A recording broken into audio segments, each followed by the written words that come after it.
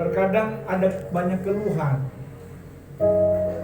apalagi so dekat-dekat DP hari H merayakan hari Natal tanggal 25 Desember kong rupa runta beli baju baru, rupa ndak ada damai itu hati. Tapi kalau di ibadah damai di hati. Jadi ini yang harus kita lebih dewasa di dalam hal ini, supaya betul-betul kalau memang damai di hati ya memang damai. So damai pada tetangga, dengan tetangga kiri kanan, damai dalam keluarga, nyanda ada pertengkaran, nyanda ada gelisah. Nah itu betul-betul baru damai. Dan orang jaga bilang-bilang damai, tetapi sebenarnya ada kemunafikan. Nyanda damai kau bilang damai. Nah memang di dalam hal kita merayakan perayaan Natal, memang orang kan menyambut Yesus Kristus Sang Raja Damai. Memang itu kedamaian harus ada pada orang. Ciptakan itu kedamaian di dalam orang kehidupan. Bagaimana cara orang ciptakan kedamaian? Alangkah baiknya lebih banyak orang bicara tentang firman, atau menjadi saksi seperti firman Tuhan yang sudah dipesankan bagi kita malam, menjadi saksi Kristus. Orang ceritakan tentang Kristus pun kita berada. Amin. Bukankah Kristus itu adalah Raja Damai? Bicara tentang Kristus berarti kita bicarakan tentang hal damai. Kita menjadi orang yang membawa damai lewat firman Tuhan, lewat kesaksian kita. Kita harus menjadi pribadi yang betul-betul membawa damai. Tetapi memang untuk membawa damai, kita harus benar-benar memiliki kedamaian itu. Amin. Jangan orang mau bicara damai tetapi orang sendiri tidak damai. Harus ada kedamaian dulu. Nah, bagaimana orang mau berdamai dengan sesama? Orang harus utamakan berdamai dengan Tuhan dulu. Ketika terjadi kedamaian dengan Tuhan, karena kan kehidupan orang percaya itu sentra salib. Kalau dia arah ke atas, itu kita berdamai dengan Tuhan. Kalau secara horizontal berdamai dengan sesama. Vertikal sentra salib. Jadi bukan hanya orang sekedar berdamai dengan Tuhan, mengaku orang berdosa, kesalahan kepada Tuhan, satu kedamaian. Tetapi dengan sesama juga orang harus mengampuni. Amin. Kesalahan sesama kita yang mungkin telah menyakiti kita, mungkin telah membuat kita sakit hati. Kita lepaskan pengampunan supaya ada terjadi kedamaian. Kalau kita yang salah kepada sesama kita, kalau boleh orang yang minta maaf. Mungkin selama 1 tahun ini kita ada bikin salah. Karena memang di istilahnya bulan Desember itu bulan Natal. Bulan dimana kita harus berkesempatan untuk berdamai dengan sesama. Berdamai dengan Tuhan, berdamai dengan sesama. Manfaatkan itu. Kedua, di bulan Desember itu, bulan Natal adalah bulan istilahnya bulan yang penuh kasih. Mungkin kalau ada kelebihan orang memberi kepada orang yang mungkin orang hanya usah jauh-jauh, tetangga kiri kanan muka belakang mungkin orang pasti tahu kalau orang ke tetangga mungkin ada kesusahan, ada yang perlu dibantu, orang bantu. Karena memang hari yang penuh kasih sayang di bulan Desember, hari yang dimana kita boleh berkesempatan untuk peduli kepada sesama, terutama orang-orang terdekat kita. Orang mulai perhatikan, jangan kasih yang susah pun orang sedia, pun orang cuma selalu bilang kasihan, cuma di bibir tetapi orang tidak melakukan. Kalau orang cuma bilang kasihan, Tuhan sebenarnya tidak kasihan. Kalau orang satu kasihan itu sampai di hati, berarti ada tindakan untuk melakukan melakukan sesuatu untuk membantu. Amin. Jadi ini yang harus menjadi dewasa di dalam kehidupan. Amin. Damai Natal itu dia dalam istilah damai dewasa, bukan damai anak kecil,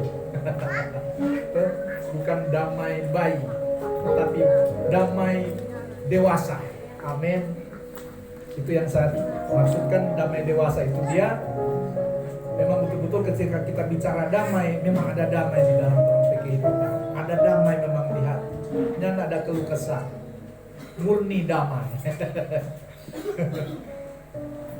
Ini penting sekali, orang harus semakin dewasa karena Yesus itu harus semakin dewasa di dalam kehidupan kita, sehingga karakter Kristus, cara hidup Yesus Kristus bisa terpatri di dalam hidup kita. Kita memiliki gaya hidup seperti Yesus, yang punya kasih agape, kasih yang tanpa pamrih. Dia bukan hanya datang ke dalam dunia ketika dia datang pertama kali, bukan hanya sekedar datang untuk mau tebus orang pedosa dan kesalahan. Sebenarnya tujuan utama Tuhan datang ke dalam dunia sebenarnya kan menyatakan diri, menyatakan wujudnya bagi manusia, supaya jangan ada sembah batu, jangan ada sembah gunung, sehingga dulu ada istilah opok kelabak, opok soputan. Itu sebabnya Tuhan Yesus harus datang supaya manusia kenal ini Tuhan, ini Allah yang Maha Kuasa. Amen. Ada wujud Dia, bukan nyanda. Nah, itu sebabnya kan ketika dia manusia, dia bilang baiklah kita menciptakan manusia menurut gambar dan rupa kita. Berarti Tuhan itu berwujud. Ada orang bilang, oh kalau kita bilang Allah itu roh, berarti tidak ada wujud, tidak ada palia. Kondang waktu udah datang ke dunia itu dia nyatakan wujud, jadi sama seperti manusia. Dia itu Allah, dia ada wujud. Dan buktinya ketika dia mati, kemudian dia bangkit, kemudian naik ke surga.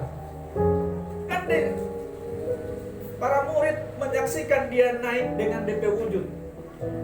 Orangnya tidak lihat angin, orang lihat wujud naik ke surga. Kita sering bilang, kalau Yesus itu bukan Tuhan, bukan penguasa surga. Dia kan lahir di dunia masih bayi. Dia mulai dari sama seperti manusia, mulai bayi, kemudian dewasa. Dia ada murid, kemudian dia mati, disalib, kemudian bangkit. Yang bangkitkan Yesus itu siapa? Ada yang bertanya, yang bangkitkan Yesus kalau dia Tuhan, kenapa dia mati? Kalau dia mati, kemudian dia bangkit, siapa yang kasih bangkit? Orang lupa dia Allah Maha Kuasa. Dia boleh mati, dia boleh bangkit sendiri. Tidak ada yang bangkitkan pada dia selain dia membangkitkan diri sendiri. Karena apa? Dia Allah yang Maha Kuasa. Amin. Kemudian dia naik ke surga. Kalau dia bukan Tuhan, ribut di surga.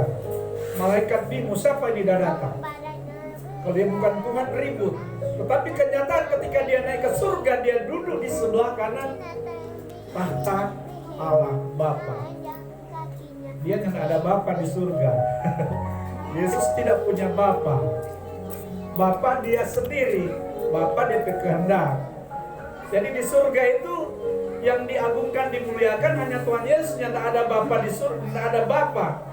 Bapa itu dia kehendak, dia kemauan, dia rancangan. Makanya disebut Bapa. Amin. Amin. Itu kehendak Tuhan, itu Bapa.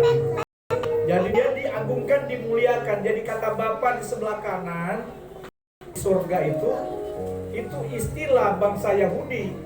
Kanan itu dia kata diagungkan atau dimuliakan. Orang kalau orang mau lebih hormati, orang seringkali jangan taruh di sebelah kanan. Itu juga istilah dari bangsa Yahudi. Makanya istilah kata Bapa di sebelah kanan, Yesus duduk di sebelah kanan Allah Bapa, artinya dia diagungkan, dimuliakan. Yang ada Bapa di sebelah dia, yang ada pribadi lain.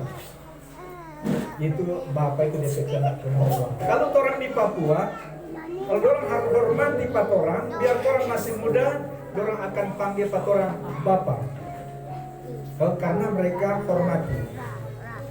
Jadi model itu Yahudi itu model Papua, begitu kalau orang hormati orang panggil Bapa. Jadi orang masih lebih muda orang bilang Bapa. Jadi ini harus orang ketahui sebagai orang yang dewasa di dalam kerohanian. Jangan sampai orang istilahnya menikmati kehidupan di dunia ini sampai usia 80, ada yang sampai 90 tahun. Yang tak kenal siapa itu Tuhan Yesus. Dia memang udah bilang Tuhan Yesus sang juru selamat. Tapi dia masih bingung siapa tuh Yesus Papa. Ini orang yang tidak dewasa dalam hal rohani, tidak mengenal siapa itu Yesus. Karena memang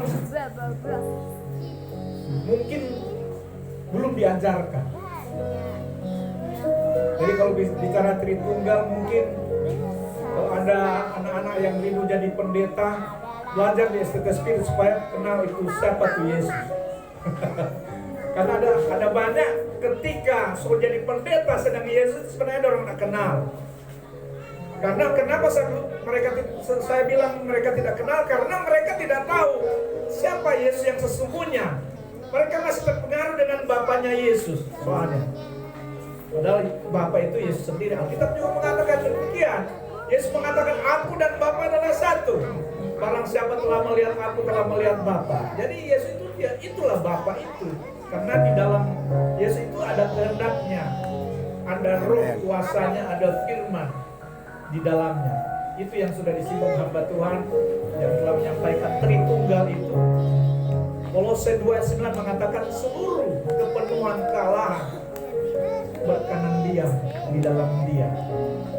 Jadi semua Bapa, Anak, Roh Kudus itu kehendak, firman dan kuasa itu ada di dalam satu wujud Kristus.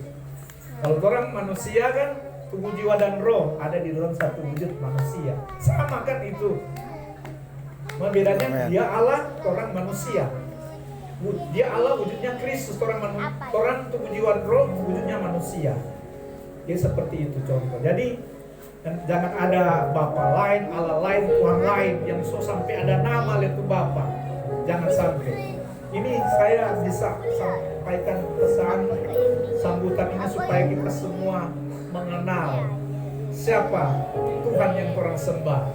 Jangan sampai ada babak ibadah sama dengan firman Tuhan bilang umatku binasa karena tidak mengenal Allah. So umat berarti ada babak ibadah binasa karena apa? Tidak mengenal Allah. Tapi bersyukur orang sudah mendapatkan pengenalan yang benar tentang Allah di dalam Yesus Kristus.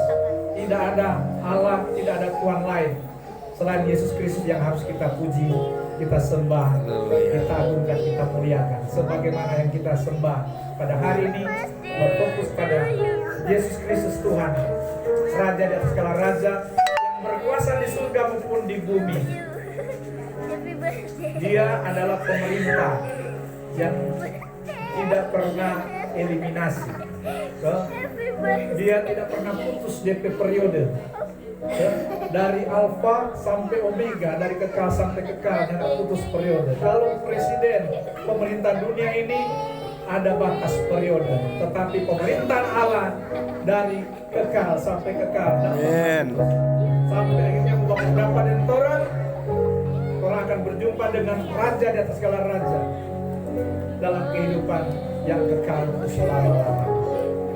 Puji Tuhan, biarlah sambutan berkat kita semua atas nama Sinode Gereja Persekutuan Pekabaran Injil Rahmat Ilahi Sulawesi Utara menyampaikan selamat tanggal 25 Desember tahun 2022 dan selamat menyongsong tahun baru 1 Januari tahun 2023. Tuhan Yesus memberkati.